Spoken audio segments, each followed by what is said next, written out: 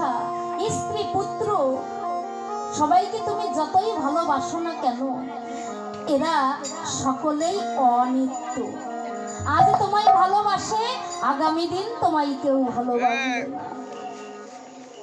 এই জগতে স্ত্রী পুত্র তোমায় ততক্ষণ ভালোবাসবে যতক্ষণ তুমি তাদেরকে দিতে পারবে।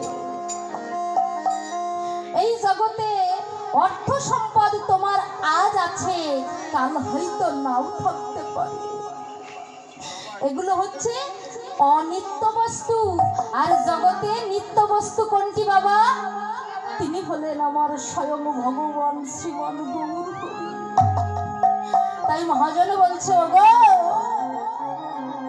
যদি তুমি এই জাগতিক জগতের ধন ঐশ্বর্যকে পরিত্যাগ করে একবার আমার গৌর ধনে ধনী হতে পারো, আমার কৃষ্ণ ধনে ধনী হতে পারো, তাহলে এ জন্মে নয়, জন্ম জন্মান্তরে তোমার থেকে সেই কোনো দিনই কেড়ে নিতে পারবে না।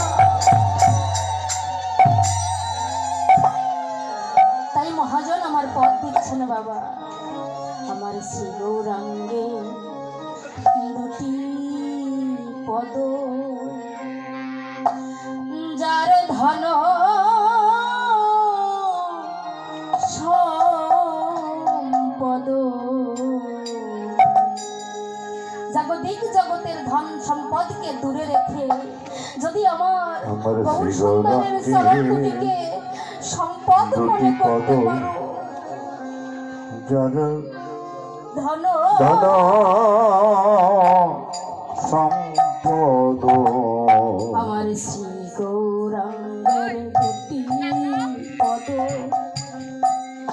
যার ধন সম্পদ, সেই তো জানে ভক্তি রস সার, সেই তো জানে ভক্তি রস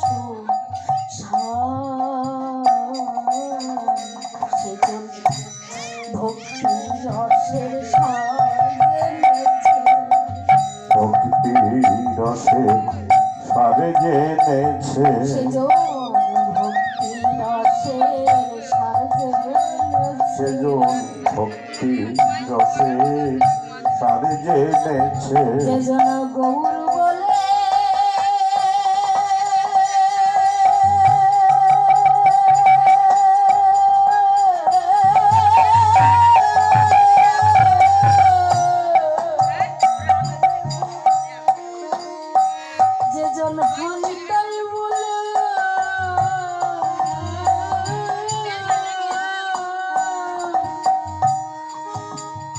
সদা কাঁদিতে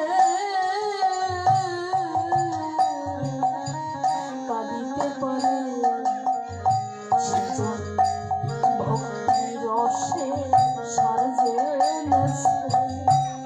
যেজন গৌর বলে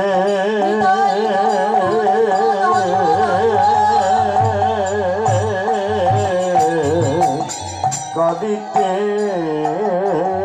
পারে, সেজন ভক্তি রসের সারে জেনেছে, কেবল আমার ভাগ্যে গৌর হরি গৌর হলো না রে, কেবল আমার ভাগ্যে হলো না রে, কেবল আমার হলো না রে,